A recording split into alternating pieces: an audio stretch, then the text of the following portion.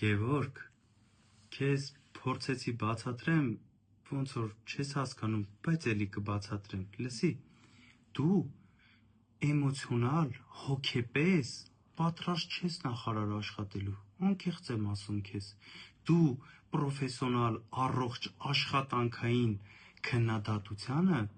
պատրաստ չես, տանում ես ինչ-որ անձնական դաշտ, մարդիկ հաց են կերել, հա, հաց են կերել, կուշտ են, աշկները կուշտ ա, մեզ բոլորիս կուշտ ղեկավար ա պետք, որ մեր մնացած բոլոր հայրենակիցներն էլ կուշտ լնեն, լսիր,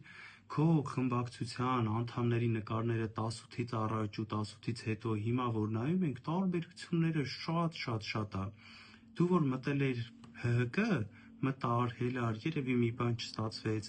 հետո մտար ՔՊ, չկշտացար, հետո ՔՊ-ում ուրիշ տեղ մտար, դառար նախարար, չեք կշտանում, ոնց որ երևում ա դուք դեռ չեք կշտանում, լսի, բան ու գործը թողած, առավոտի ծիրիկուն վիդեոներ ես նկարում, դու սուպերմարկետի գները տեսել ես,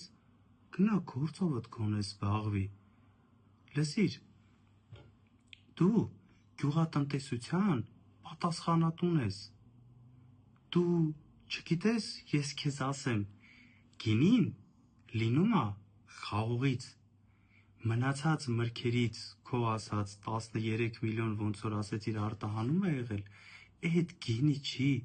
էդ սիդր ա,